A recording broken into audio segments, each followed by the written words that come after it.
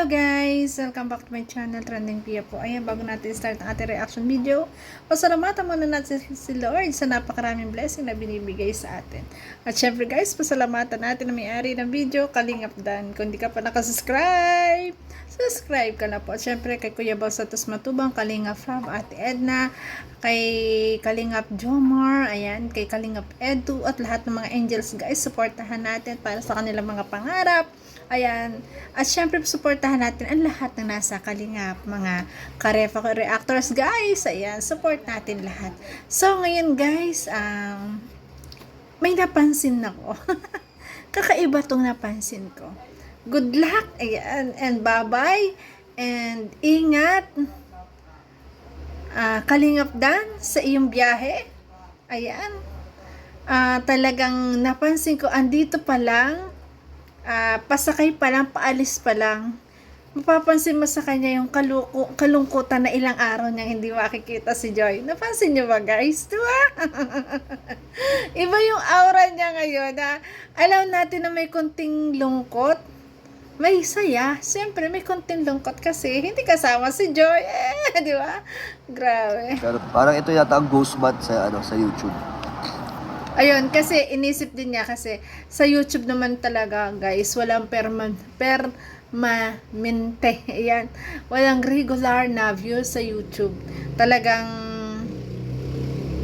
may oras na mababa, may oras na mataas. Kaya accept na yung challenge na yun ng bawat vlogger kasi talagang pinagdadaanan yun. 'Di ba? Basta enjoy lang sa pag-YouTube. 'Di ba? Huwag seryosohin. At habang Kalingap Dan, habang kumikita at habang malakas sa YouTube, yung mag-isip ba tayo ng ibang business, alternate, 'di ba? Para kung sakaling bumaba yung views natin, may iba tayong pagkukunan, 'di ba?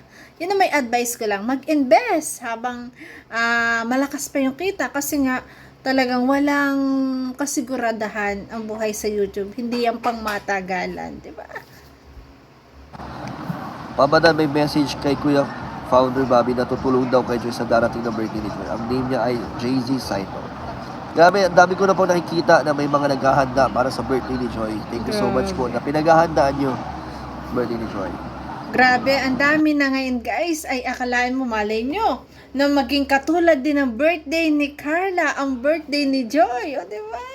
Ayan, sa lahat ng mga supporters, ayan, grabe. I-push nyo yan para sa Dan Joy. Grabe. Shoutout kay Ma'am Maribel Marcos, talagang nandito pa rin. At kay Ma'am Adventurous 24. Sa Team Europe, kay Ma'am Glenda, kay Ayan, Arceli, shoutout po Anos sa mga TV. Team Europe, Dan Joy. Ma'am Kisha Del Joyce, shoutout po sa inyo.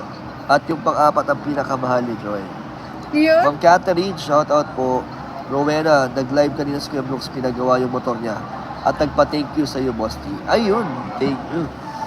Na binibenta kasi sa atin ni Kuya Brooks yung motor niya, kaso wala naman po tayong paggagamitan din sa motor. May motor na po ako.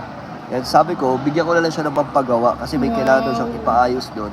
Wow. Uy, shoutout sa 1.7. Napakabait na anak pa ni Kalingap Dan. Talaga nga naman, grabe. Na sa halip na ibinebenta daw sa kanya ni Kuya Brooks yung motor, sa halip na kunin niya, at syempre mawalan din ng service ang kanyang ama, talagang binigyan niya. Talaga na. So alam niyo guys, yung mga ganyang mga anak talaga, pag talagang matulungin sa magulang, grabe. Pinagpapala. Yun, di ba? Yun nandun yung pagpapala palagi. Grabe, nakakatuwa naman, no? Binigyan na lang niya ng pampagawa ng motor. Ay, grabe. Grabe, 1.7 ha. So, binigyan ko lang si Kuya Brooks na pampagawa ng motor niya. Wow, napakabait na anak. Kasama ko nga dati nagagalit kakapas ko pag nanonood ako ng Danjoy kasi addict talaga ako. Pero ngayon nanonood na, tinatanong ako kung may Danjoy na. Oy, thank you po kay Ma'am Scorpio at sa kanyang asawa. Ganyan eh. Siyempre, pag lagi pinanonood, ganun din eh. Alam mo, danas ko yan. Ganun talaga sa mag-asawa. Pag nakikita at naririnig palagi na siyang pinanonood mo, naaakit na rin. Gusto na rin panoorin.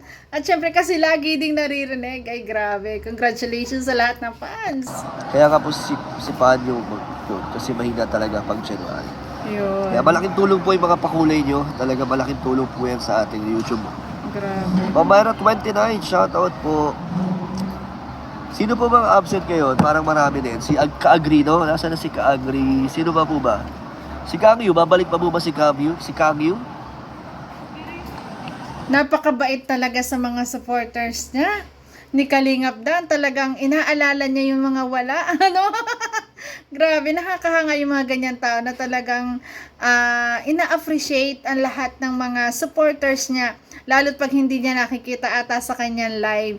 Pero yung talaga ang nakakatuwa at nakakahanga kay Kalingap Dan na talagang yung pagmamahal sa magulang nandyan, di ba? Napakaswerte ni Joy.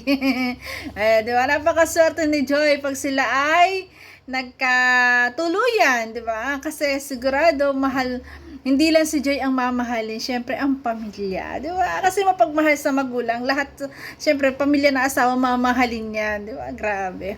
At syempre guys, ayan, ang dadating palang birthday ni Joy ipinaghahandaan na. Ayan, congrats sa mga Danjoy fans. Ayan, push nyo lang, ayan. Malakas ang Danjoy, basta ipupush lang nyo guys. Ipush nyo palagi, grabe. Kaya guys, ayan, sa lahat ng viewers, i-share nyo, panoorin nyo yung mga videos, lalo ni Kalingap Dan po, para makatulong sa kanyang channel. At syempre, para makatulong din sa pag-aaral ni Joy. Grabe.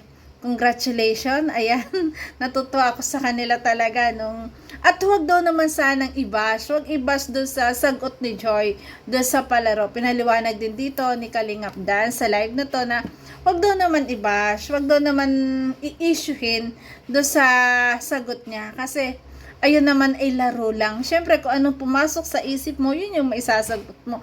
Tsaka sadyang ganun yung laro, di ba? Maging practical o maging open-minded. Ayun, maging open-minded ang lahat. Di ba?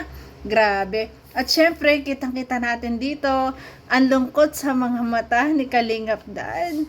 At siya ay ilang araw na mawawala. Hindi ka feeling si Joy.